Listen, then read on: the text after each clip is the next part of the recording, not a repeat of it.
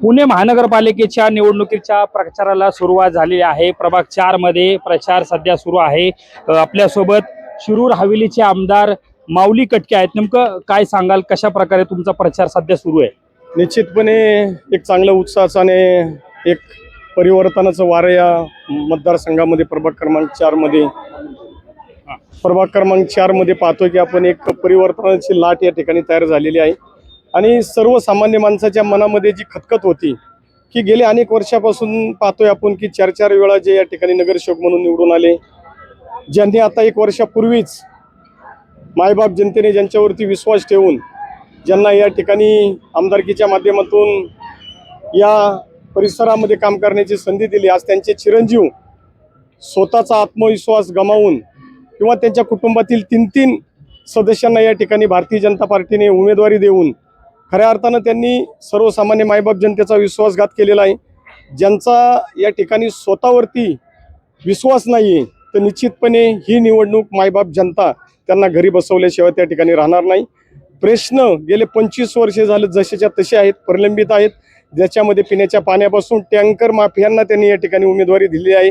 अनेक भूखंड त्यांनी स्वतः या ठिकाणी लाटलेले आहेत, जिथं आपण पाहतोय की आज स्वतःला सर्वसामान्य मायबाप जनतेला फिरण्यासाठी कुठल्या प्रकारचं गार्डन नाही आहे, परंतु यांनी असे ॲम्युनिटी स्पेसचे प्लॉट देखील यांनी लाटलेले आम्ही या ठिकाणी खऱ्या अर्थानं पाहिलेले आहेत।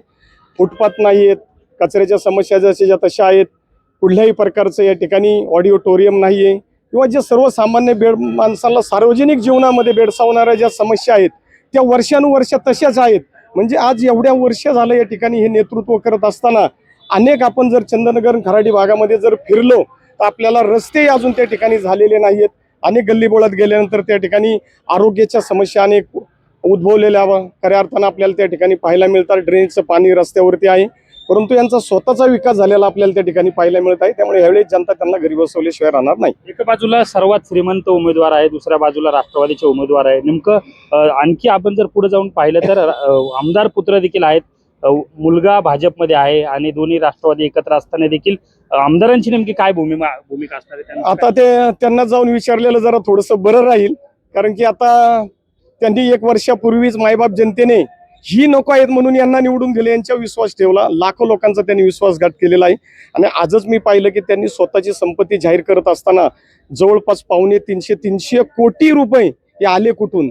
म्हणजे हा भूखंड लाटणे, बिल्डर लोकांना हाताशी धरून गोरगरीब लोकांना त्या ठिकाणी त्रास देणे किंवा सर्वसामान्य माणसांना वेठीस धरणे, दादागिरी करणे, धमकावणे असे प्रकार या ठिकाणी खऱ्या अर्थानं पाहायला मिळतात। एवढी मोठी जर संपत्ती जर एक साईडला दिसत असताना आणि दुसऱ्या साईडला सर्वसामान्य कुटुंबातील या ठिकाणी उमेदवार आहेत, परंतु त्यांचा सर्वसामान्य जनतेशी चांगली नाळ आहे, त्यांना प्रश्नांची चांगली जाणीव आहे आणि सर्वसामान्य माणसांचा त्यांना विश्वास आहे। त्याच्यामुळं आज पाहतोय की आज प्रचंड एवढा जनसमुदाय हा बाहेर रस्त्यावरती पडलेला खऱ्या अर्थानं आम्हाला पाहायला मिळत आहे। एकीकडे धनशक्ती विरुद्ध जनशक्ती या लढाईमध्ये आपण इथून पाठीमागच्या काळातही पाहिलंय की जनशक्तीच त्या ठिकाणी धनशक्तीच्या विरोधात जिंकलेली आहे। मायबाप जनता आपला स्वाभिमान घाण ठेवणार नाही आणि ही निवडणूक आमची माय भगिनी जनता हातात, कामगार त्या ठिकाणी आमचे तरुण वर्ग असतील, माता भगिनी असतील, सर्व मायबाप जनता ही निवडणूक हातात स्वतःच्या घेणार आहे आणि आम्ही स्वतः उमेदवार आहोत अशा पद्धतीने या निवडणुकीत उतरणार आहे। आणि या प्रभाग क्रमांक 4 मध्ये त्यांना जरी श्रीमंतांची कोणाची मतं गेली तरी मायबाप जनतेची मतं, गोरगरिबांची, कष्टकऱ्यांची मतं ही निश्चितपणे आमच्या 4ही उमेदवारांना या ठिकाणी मिळतील अशी मला या ठिकाणी आशा आहे। भाजपचे प्रदेशाध्यक्ष रवींद्र चव्हाण अजितदादांबद्दल बोलताना असं म्हणले की आम्ही जर बोललो तर तुमच्या अडचणी वाढतील, आपने गिरबान में झाके देखो, हा सगळा नेमका काय प्रकार आहे? असं काही नाही। आता स्थानिक स्वराज्य संस्थेमध्ये आपण पाहतोय की संपूर्ण महाराष्ट्रामध्ये दादांची एक काम करणारा नेता, सर्वसामान्य माणसाची नाळ आणि सर्वसामान्य माणसांच्या प्रश्नाची असलेली जाणीव असणारा नेता म्हणूनही महाराष्ट्रामध्ये दादांची ओळख आहे। दादांचं वाढतं प्राबल्य आणि वाढती लोकप्रियता ही लक्षात घेऊन कुठेतरी त्यांच्या पायाखालची वाळू आपले निसटलेले आपल्याला खऱ्या अर्थाने या ठिकाणी पाहायला मिळत आहे।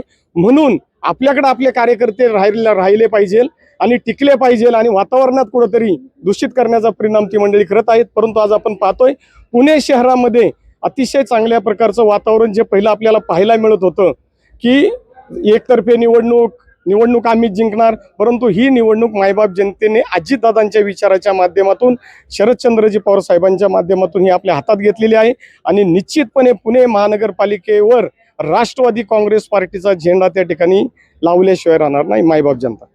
पुणे महानगरपालिकेवर राष्ट्रवादीचा काँग्रेस झेंडा रोवल्याशिवाय राहणार नाही, अशा प्रकारचं वक्तव्य जे आहे ते शिरूर हवेलीचे आमदार माऊली कटके यांनी केलेलं आपल्याला पाहायला मिळतंय.